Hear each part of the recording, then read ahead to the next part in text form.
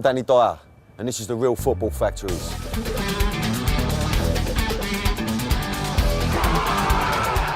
I played Tommy Johnson in the movie The Football Factories, which was all about football violence. Fucking nutters. But that was just acting. Now I'm on a journey around the country meeting the real firms who have mass offs at football matches for real. No fake blood, no stuntmen, no makeup. This time it's just me and the country's hardest hooligans. Let's go. Let's go. I meet the real top boys who tell you the score.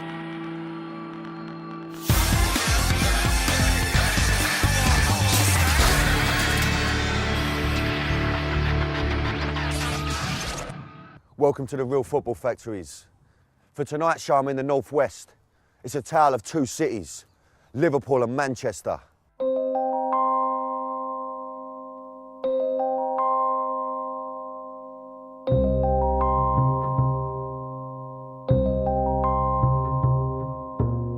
This part of the world has seen some of the worst football violence and tragedy imaginable.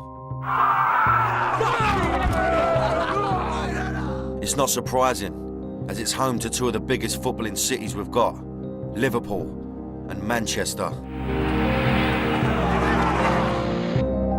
The two cities are home to 4 Premiership football teams and boast the most famous and successful British clubs, Liverpool and Manchester United. But with success comes a deep hatred and bitter rivalry that stems from the history of the two places. I'm on a journey to find out why they hate each other so much. I'll meet some of the firm's top boys and see what happens at a Liverpool-Man U grudge match in the FA Cup. When the two teams clash, it's like a war zone. Liverpool's urchins versus Manchester's notorious Red Army.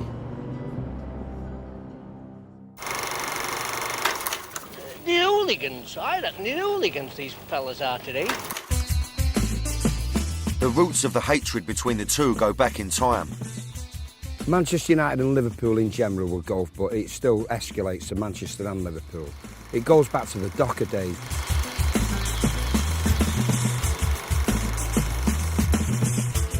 In the 70s, with the nation in the midst of economic decline, the Manchester Ship Canal took business from Liverpool docks.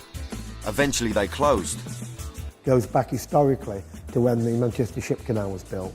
When the big ships started bypassing Liverpool and going directly to Manchester docks, the Liverpoolians, took exception to it. Aggravation, aggravation, la la la la la. With the docks closing and mass unemployment in the region, young men needing an outlet to vent their anger. You had young men who were totally disaffected, very, very angry with the world, and would use football as a vessel to achieve some sort of stance, some sort of statement about what they were feeling. I'm going to start my story in the city of Liverpool, a place where high unemployment helped create a new social phenomenon, football hooliganism. I'll put it this way, if the trouble comes to me, and you're standing there, you can't hold back because you get killed. But the one thing Liverpool did have going for it was a hugely successful team. This gave the people of Liverpool a sense of pride. Football became like a religion to them. But the Manchester football teams were not as successful, and this increased the rivalry between the two towns. One group of United supporters runs down to the Kop, Liverpool's end, and police soon chase after them. 5 minutes before kick-off, fighting near the United end. The police quickly step in. 10 people were arrested in all. 24 were thrown out of the ground, and 4 people were stabbed with craft knives, including a police officer.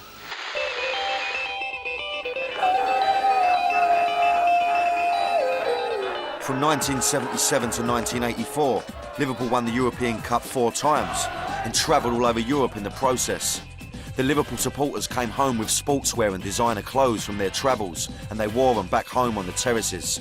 The casual look was born and became the iconic terrace wear adopted around the country. This bred even more jealousy from Manchester, as Liverpool would rub their faces in it on the terrace catwalk. It was a kind of badge of honour that they'd been abroad and nicked these things, and it became a fashion statement from there. A competitive nature about how you look, how you appear, We come from whatever part of the country, we can afford more than you can. So you walking down our street, well, you look like me.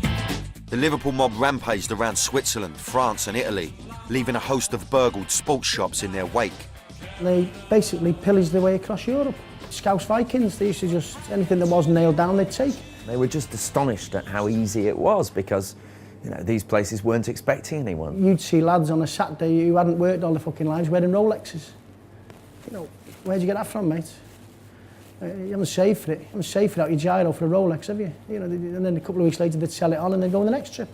The bizarre labels soon became the must-have terrace wear for any self-respecting hooligan. What's that on his shirt? Oh, it's a crocodile. Crocodiles, you into animals or something? Oh, everyone's wearing it. Fred Perry, Lacoste. Timberland, the Stone Island, the Burberry. Things like Sergio Tacchini tracksuits. These were the tracksuits that the kind of local bourgeois would use to their tennis clubs. And they'd come back and wear them and they became the fashions. Oh, where have you got that from? Oh, got it abroad when Liverpool were playing so and so. You'd be searching high and low, you get your wages and just traipse around the shops for hours looking for it.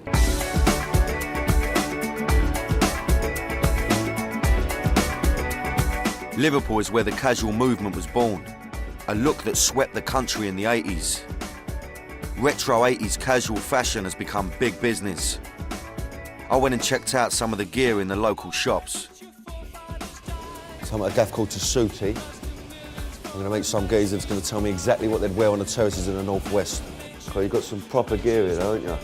I met Jay, the shop manager, who showed me his extensive collection of original 80s terrace wear. That is nice, though. Lovely demo. That is nice. Oh, you can get away with that now, easy, mate. Yeah, easy. oh yeah, all day long. Beauty. Little pink cardigan, look. All coming back in this now. That's what I know. I don't mind a bit of pink myself, but yeah.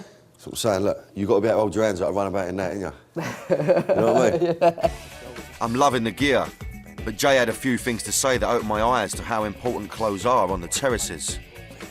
It's like a working class man's catwalk, you know what I mean? It's the way I see it. You get to the football on a Saturday, you want to be wearing, what's the point in, you know, buying your latest Falraven coat? Where are you going to wear it?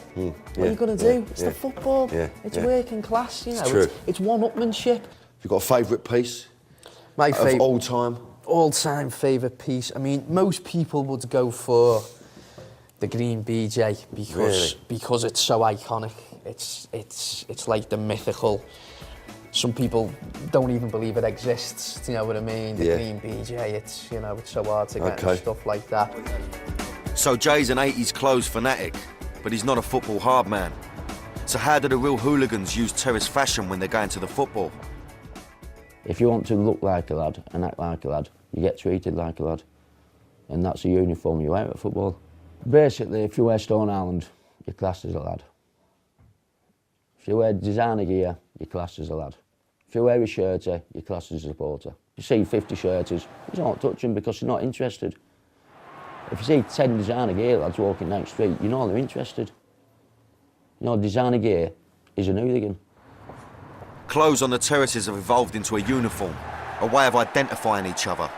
Hooligans stopped wearing team scarves and shirts. The designer label was what made them part of the firm.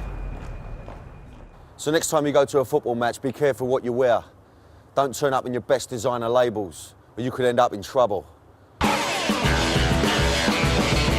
In part 2, we'll see the terrible events involving Liverpool fans that entirely changed the face of football in this country forever. I'll meet the top boys from Manchester and Liverpool, who describe the battles on the streets and how the firms had to become organised. By God, did you get some good ideas down there? Came down here looking for it, you get it, quite simple. Get done here. Welcome to part 2 of the Real Football Factories, where this week I'm in the northwest. In part 1, we looked at the bitter rivalry between Liverpool and Manchester and the mass battles that went on between their two biggest clubs.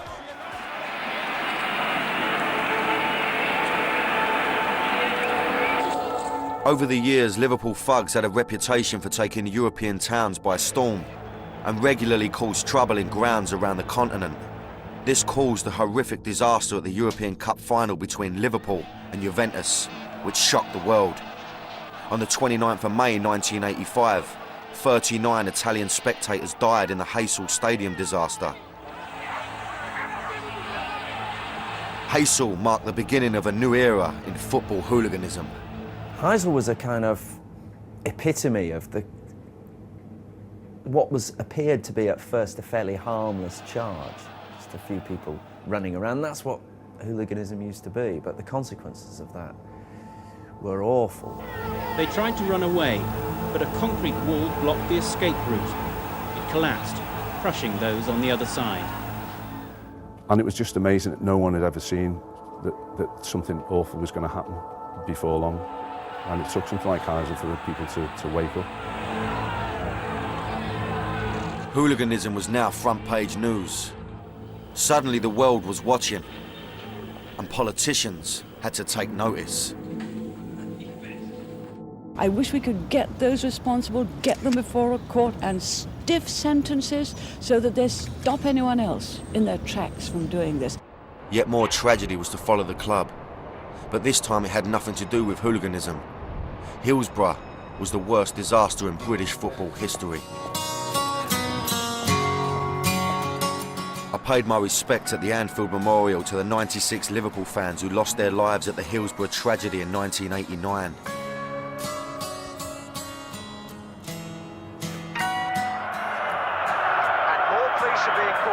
Reinforcements are coming from the Forest End now. And there are fans climbing up from the terrace to try and get refuge in the seats now. This horrific event forced the government to act. It would change the face of football forever. Heysel and Hillsborough changed everything. Hillsborough more so than Heysel because it changed the design of stadiums. The game started to tidy itself up, especially looking after fans, putting grounds in order and making the places safe to go to. This was a turning point in British football. The standing terrace became a thing of the past. All top-flight clubs had to rebuild the stadiums to become all-seaters, with tighter security, better turnstiles and more expensive tickets. This drove the hooligans out onto the streets. So what's happened in the past 15 years, 20 years since those disasters is a kind of social cleansing of football, a deliberate pricing policy that has pushed hooliganism, they thought, to the back burner. The football crews who caused problems had to find somewhere else to cause the problems because grounds were cleaned up. That's when things really did change. The idea of organising rendezvous anywhere other than the ground. Hooligans were forced to organise fights away from the grounds.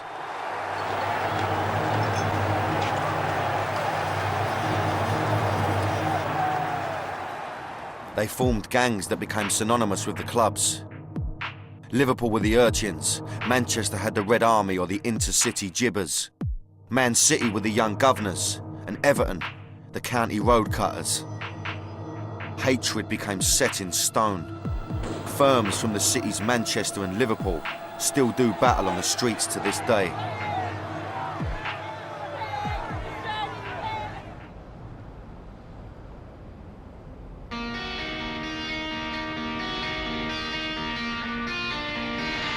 It doesn't matter if Man U play Liverpool or Everton. Whenever they're in town, they get it from all sides. Everton's ground, Goodison Park, is just a stone's throw from Anfield. In 2005, Manchester United and Everton clashed on the streets in the Battle of Everton Valley. It kicked off when Man United brought newly signed Wayne Rooney back to Everton for the first time. The unhappy Evertonians wanted revenge for losing their favourite son, and 30 to 40 of the hardcore Red Army hooligans were the unlucky recipients of their wrath. This morning, riots mar Everton defeat. Radio City 96.7 News. This is in fact been described as the worst football violence ever to take place on Merseyside. In fact, many say on the inside at Merseyside Police that it's the worst that they have come across.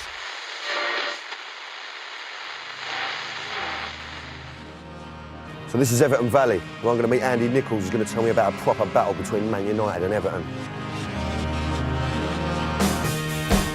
Andy Nichols is known to police as a Category C hooligan, the worst kind.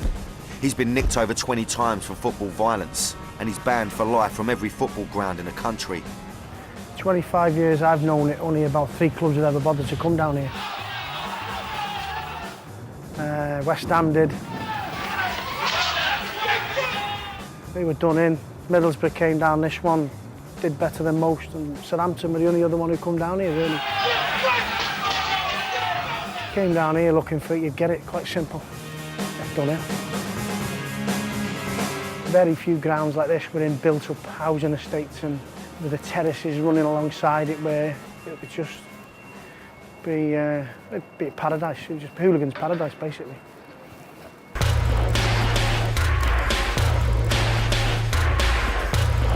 And? Hello, Dan. Pleasure to meet you, son. And you, mate? Listen, I just want you to tell me a little bit about this battle that you had with Man United. United, yeah. 30 of their main lads peeled off. Right. Called it on. Everton had 200 and filled them in. Well, they did all right. They did as well as they could. They weren't good enough. But the myth is that they were just that little gang and they went out looking for it. The fact is, 250 of their mates stood from here to that wall away in a mystery escort which was broken by Everton. And that's where the myth of it comes, and the annoying part is they've done well with the numbers game for 20 years, United, and no one can give them grief for that, because they pulled numbers in, year out. They're the only ones that carried it on for 10, 15 years. But when they come unstuck, they use the numbers game against them. Andy met up with Eddie Beef, one of Man United's former top boys, who's been no stranger to street battles over the years. Andy and Eddie were arch rivals who regularly fought each other on the streets in the old days. Eddie had a different version of the Battle of Everton Valley. Man United stood the ground and got beat up. Not beat up, there was less numbers, yeah? And I wasn't there personally myself. A few of my friends was. They got hijacked off about fucking 200 people. There was only 40 of them. And that's why they think they'd done Man United, but they didn't really. Seriously, they never did and never will. Because we're hard as fucking nails. So cut the bullshit now, right? Because that's sort of fucking shite, innit? You were doing well there, weren't you? You were doing well until a load of wank. You're not slinging it in, you're talking shite. At the end of the day, right? Oh, you're throwing this on At the end of the Go fucking day now, right? You always play the numbers game, United, right? So answer me this truthfully always now. Always had the big numbers, haven't we? Always had the big numbers, never take that away from you. So last year now, your fucking 500 are getting escorted out to Goodison. Go on. And your 40 break away. Correct. Correct. And get mullered. They got fucking leathered. They got leathered. Where was the other fucking 4,500? The police had hold of them. 20 police stopped 4,500. The police. So you use it to your advantage, and then when it goes tits up, you use it to your disadvantage. You know what, me and They were done. Fucking hate each other, you know. You got done. That's the one thing they won't do, is hold their hands up and say we got done fair and square. I'm not surprised they can't agree, so I'll leave them to it. That's it. That's what pisses me off about So United. anyway. Quite.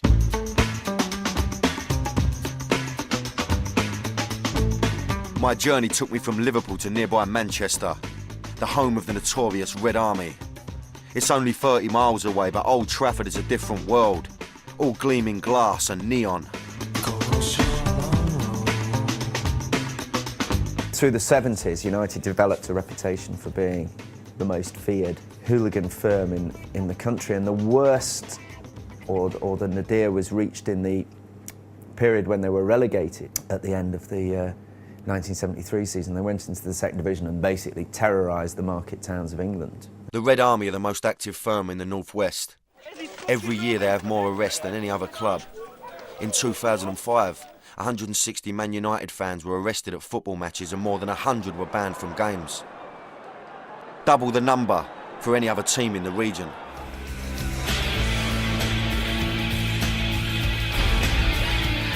Colin Blairney, a Red Army regular, is well qualified to tell tales of the violent past. I don't think anywhere's seen as much mob battles as this. The mobs there are uncontrollable, and it's a bottleneck as well. And when they used to clash, it was that bad that you'd just all be absolutely gobsmacked at what happened on that side. A lad lost his eye, sadly enough, here, and the weapon that was used was thrown down there. It's quite a bad day, that, really. And that was 3:10 when the kick-off had already gone off. There was one almighty rumble at the back on the Stretford End Bridge, And that's the only time there's ever been trouble at that side of the ground. The trouble was always here on the forecourt.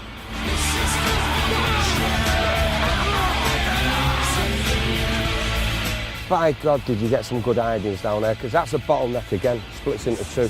That was a trap, that. And obviously we knew it and would lure them into these kind of traps. That's just one of them. There's plenty more down there. Pandemonium, running battles up and down here, manic mayhem. Usually there were traps in these side streets for up to 10, 20 minutes, which in football is a long time. 3-4 minutes is a long time in the ring. Never mind 5, 10, 15 minutes in these streets. No control once it hits the side streets, the police here. Not a chance. All you can do is chase you with horses and I suppose the big sticks and batons come out. Manchester United's firm are also known as the Intercity Jibbers, notorious for robbing their way around the country. Unlike Liverpool, who ransacked shops around Europe, Manchester United's firm did their robbing much closer to home. The reputation at that time period was like nobody could touch us. Well, nearly every shop that was along the front here, nearly every pub, every kind of person who was selling merchandise at that time would be not attacked, but we would have them over somewhere along the line. All the cash that was generated round here, we was taking half of it. In them days, it was just mob rule, mobbing and a robbing, we called it.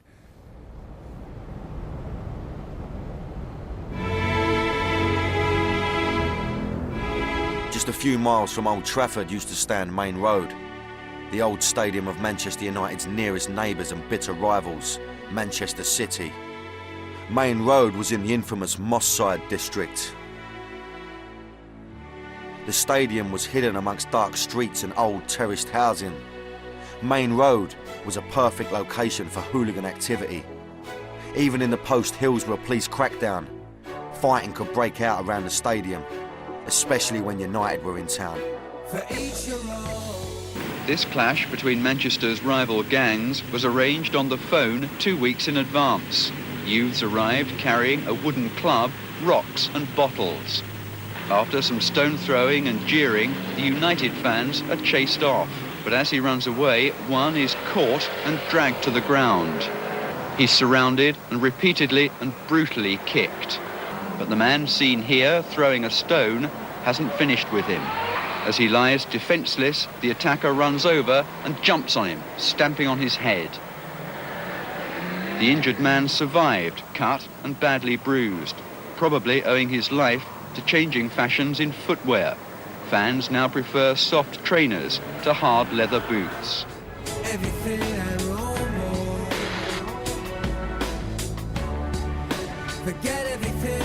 So I've learnt that the North West is a tale of two cities, with 4 major teams. We've seen the major firms of Liverpool and Everton, and met the crews from Manchester's big clubs. But what happens today when the 2 biggest teams of the North West clash in a crunch match in the Cup? We'll find out in part 3, as Liverpool take on Man United at Anfield. This is part 3 of the Real Football Factories, and this week we're looking at the firms of the North West. In part 2, I went to Liverpool and Manchester and saw one of the biggest footballing rivalries in the country. I was going to see what happens when the 2 cities meet in an epic clash, with the possibility of a mass brawl.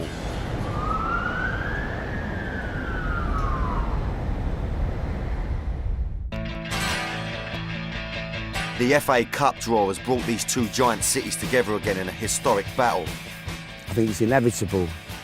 There's going to be one hell of a clash somewhere. Be it at the train station, be it away from the ground, something will go on. WFM 97.2. Today's subject, hooliganism in sport. I would be very worried going to the game and coming away from it. Liverpool fans against Manchester United fans, it's going to be... I'd love a ringside ticket. I'd love a ringside ticket. The old foes of Liverpool and Man U met at Anfield. Liverpool haven't beaten their rivals in the FA Cup for 85 years. But it's more than just football. It's City versus City, as the 2 Goliaths meet in an epic encounter. The police will have to show their mettle to keep the lid on this game. I was there at Anfield. On the morning of the match, I saw the police marshal a huge amount of Man U fans from the station, making sure nothing kicked off. The police escorted the Manchester United fans from Manchester Piccadilly to Liverpool Lime Street. Their presence on the train was to protect normal passengers. When they arrived at Lime Street, the police searched fans using the new Section 60 ruling that allows them to search any football fans who are travelling to and from a football match.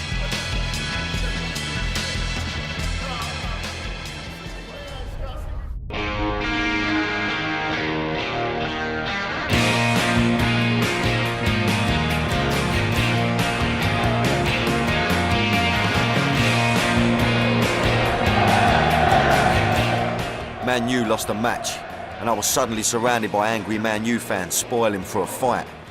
So I had to slip off sharpish. Man United brought 6,000 to Anfield, and if they'd have bumped into the Liverpool faithful, it would have had dramatic consequences. So, how does the old Bill manage to prevent a mass brawl on the streets of Liverpool? By keeping the fans apart. But let me tell you now, that is a tricky business. So the cops, they managed to get the Liverpool fans away from the ground. Fuck off, man, you, go on! You need to...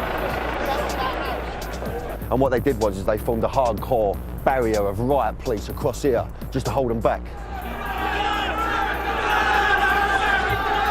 They've then released the Man United fans who are baying for Scouse blood.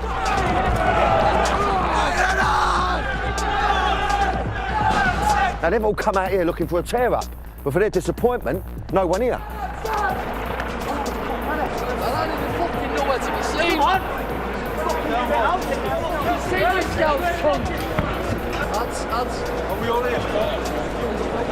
So the cops managed to keep the angry Man U mob away from the Liverpool fans, and they marched them down the long road towards Liverpool Lime Street station. The Liverpool police managed to escort the Red Army back to Lime Street, where they handed them over to the BTP, who prepared for the onslaught.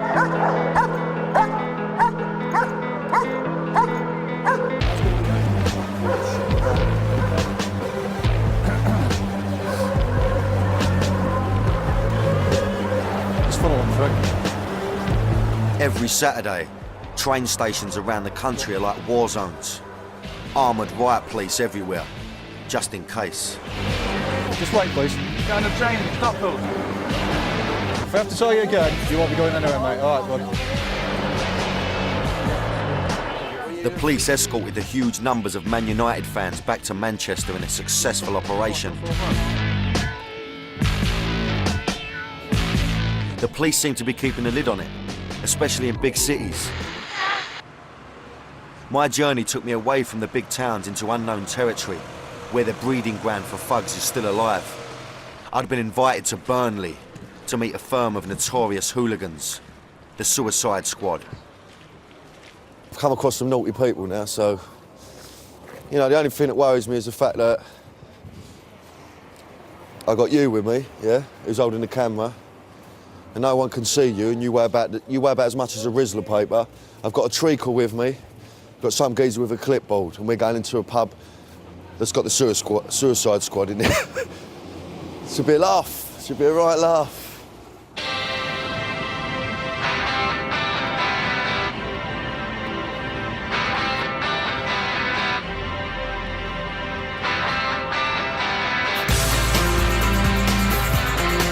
Unlike most of the top boys in football firms, Andy Porter bears no bones about saying exactly who he is. Andrew Porter, 39-year-old, 40 this year, and I'm a football hooligan. Simple as that.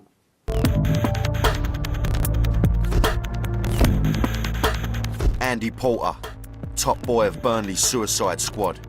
He's been in and out of prison all his life for football-related violence. This is basically where most of the battles occur down here.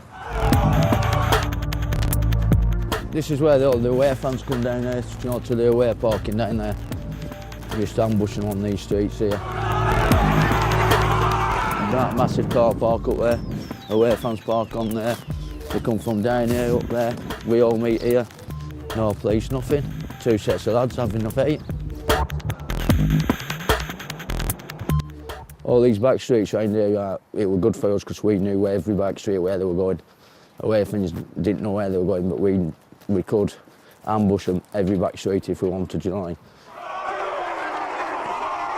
I mean? These are the streets, just good hunting grounds. Andy's been involved in football violence since his teens. He's banned for life from all football grounds, and he has the press cuttings to prove it. Just all that hot burning shit and all that.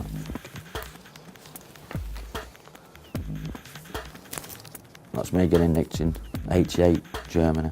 Just give it the Germans in place and just had a riot. That's one of our lads, Italy.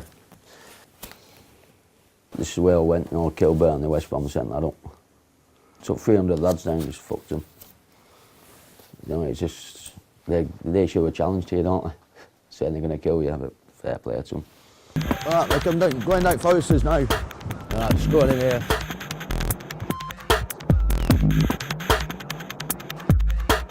So I've been stabbed, had my leg broken and everything. I love it. I've got a family and all that lot, and that's why I'm semi-retired and just go to big games. Really could do with putting us in a big field and let us have it.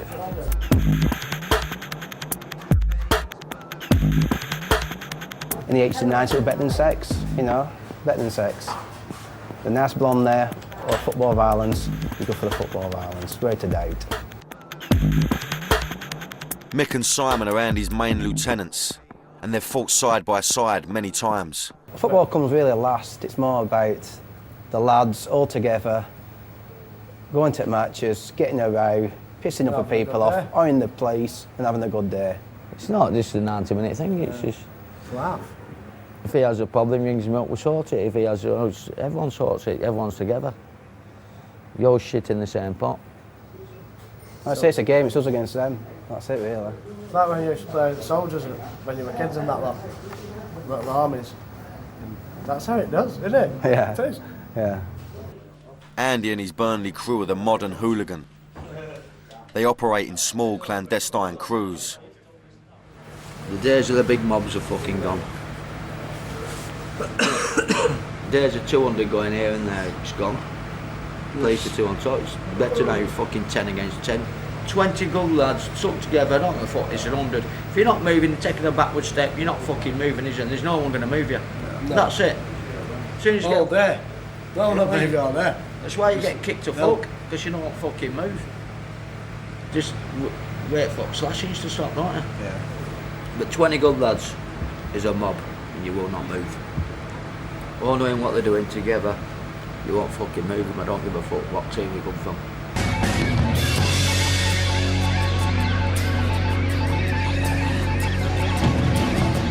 So I've left the glitz of the big cities, the big teams and their feared firms, and I've come to the small mill town of Burnley. I wouldn't have thought this was an obvious choice, Burnley. I'm going to be honest with you, you know. I'm a bit surprised that I've come here. I've been assured that this little firm have got something to say. Step off the train on a road at dawn, back into the home where I was born. Burnley seems to be a place untouched by the social cleansing and corporate world of the modern big cities. Burnley is one of the most deprived places in Britain. Most of the cotton mills, all of the coal mines, and some of the engineering firms have closed. There are few jobs here. A lot of homes are derelict, but people still live in them. It's a perfect breeding ground for football hooligans.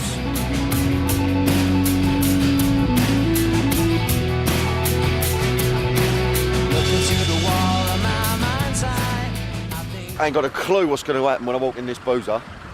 Go either way, they might gang me, might love me. I mean, it all depends on whether they like the film or not. If I don't like the film, I'm fucked. Foresters Arms, right? Suicide Squad. Let's go and see what they've got to say. Just a turn. All right, boys. How are you, son? Pleasure to meet you, bruv. Pleasure to meet you, son. So this is your boozer then, yeah? Well, one of them. Yeah? What I want to ask you first, thanks for talking to me, son, anyway, I appreciate that. Suicide Squad, right? Now, where's that come from? That's a right mad name. because when suicide bombers started in Lebanon in '83 and that's it. We called the Burnley crew at first. Right. And this lad just come up to suicide squad because we walked suicide bombers and walked from one pub to another, got a card printed, sorted in 10 minutes. Well, as soon as I was told it, I thought, wow, that sound right, a right naughty bunch of people. Now, I didn't know too much about you, so yeah. I was a bit like, you know what I mean? You sure we're going to walk in this booze? We're going to end up getting ironed out by this little firm, you know what I mean? Yeah. But you seem sweet as, but it's early days yet, you know what I mean? I'm sure someone's going to glass me, anyway. I'm only joking. It seemed to be going really well until I put my foot right in it. You know, you're quite a small club, and you know you've got a naughty little firm, but not many firms. I suppose firms up here know about you, but you know you're almost like in the background. You know what I mean? No, can you say that, right? We can go down London and turn you over.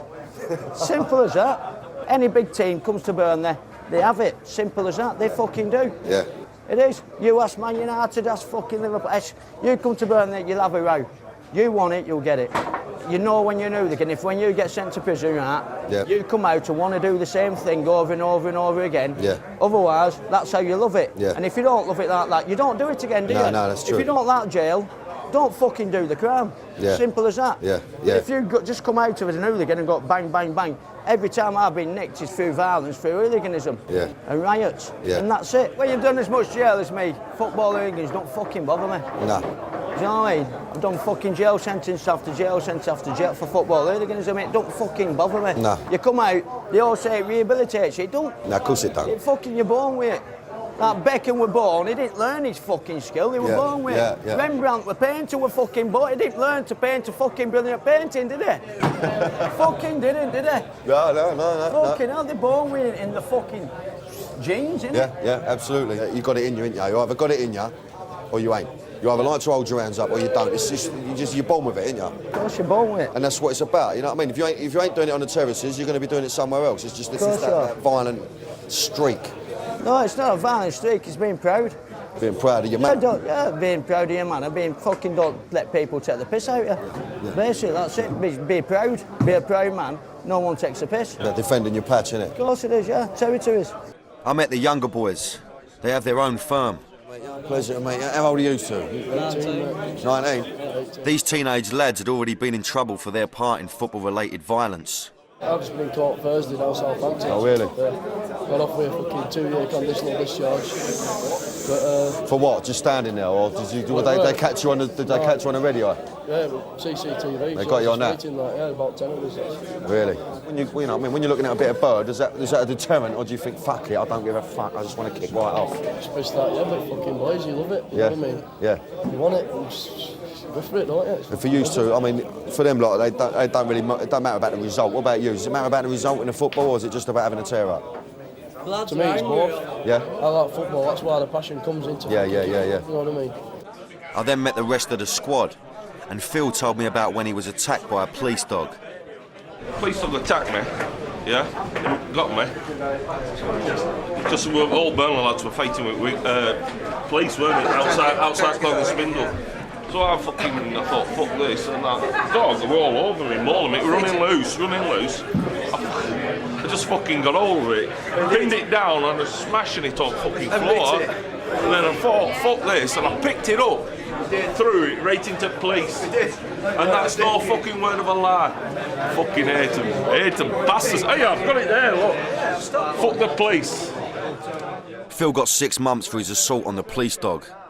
I thought it was time to leave as I realised I was dealing with some dangerous people.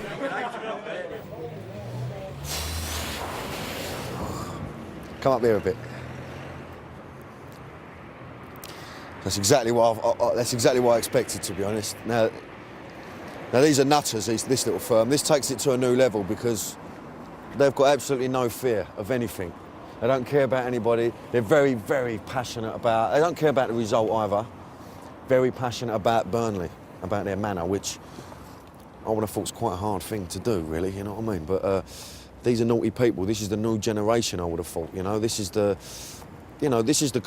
class of people that really just do not care at all about anything.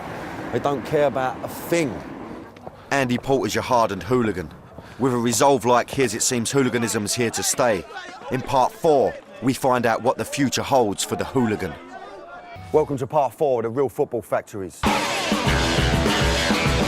I've met top men from the main firms of the Northwest, and I've heard their stories. They don't seem to be ashamed of what they've done. I have no regrets. The jails, the slashings, I have no regrets whatsoever. I loved it. Even the bad times, jail, bad times, but you get over it, you make it good times. I have no regrets whatsoever, because this is what I was supposed to do. But some ex-hooligans did have regrets when remembering their violent past. I regret witnessing innocent people, quite a lot, who used to get injured. And I know in every book you read, every sort of organised hooligan firm say, we only look for the ones who want trouble, and they look for us. That is half true. But believe you me, there's a lot of people get caught up as casualties. The original hooligans are now grown up with children of their own. But how are the football factories working today? Is there a new generation coming through the ranks? It's quite bizarre when you watch middle-aged men pointing and gesticulating and drunk. And you've got to think to yourself, if that's a dad, and like I say, maybe a granddad, what sort of role model is that person anyway? I sit and look at it now and I think, I wouldn't like my lad to be in that situation. I wouldn't like anybody to be in that situation, whether he's an Arsenal fan, Liverpool fan, whatever. If I had a lad now who was 14, 15, and he was telling me, look, I'm going with the lads to the football, I'd do everything I could to stop him going, because it's changed that much. Andy Nichols finally saw the error of his ways. He retold the tale of when he realised he had to hang up his bother boots. And one thing that brought it home to me was about 4 years ago. Obviously I was well known, and the police obviously had files on me, and a copper come up to me at Birmingham and said, oh, you were nicked here in '84, weren't you? And I said to him, yeah, well, were you on duty? He said, no, I was in fucking school, isn't it about time you grew up? And I think that day it was like a big hammer hit me on the head, thinking, whoa, hang on. Brought it home really a bit, but time to pack in, I think. With Andy's father on his deathbed, the reality of what he's done came crashing down. And it just brings home again. I mean, he was in hospital, short illness. He was very, very poorly. We knew he wouldn't be coming out. And, you know, you get a lot of time to reflect then. You know, you're sitting alongside the hospital bed watching someone who's brought you up and probably, you know, wanted the best out of you in life. And then it kind of brings it home of probably the shame and the upset you've caused him over the years. I don't think I ever said sorry when my dad was alive for the way I was. Probably wish he would have done though. Yeah, probably wish he would have done. Oh well. But what does the future hold for a young private coming through the football factory production line? Andy Porter does have a son, and he's at a ripe age to be conscripted into the army of the Suicide Squad. You don't breed something what's in you. Do you know what I mean? You don't learn it, it's just fucking in you. You never learn a trade like that. But it's him, it's in my genes, it must be in his genes. He wants to be a footballer again. And if he wants to be one, so be it. I've told him how it is, get in trouble, go to jail, live and fight another day. All right, Sam, want to be in here again? That's the next generation of youth. Coming through all the time. You'll never take it out of us.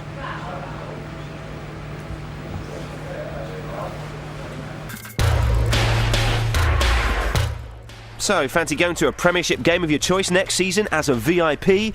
Then why not visit bravo.co.uk, where you and a mate could win an exclusive posh footy package. The prize includes a 3-course lunch, complimentary bar, post-match refreshments and a match programme too, and it's free to enter, so log on to bravo.co.uk right now to be in with a chance of winning. That's bravo.co.uk. The competition closes on May 24th and you've got to be over 18 to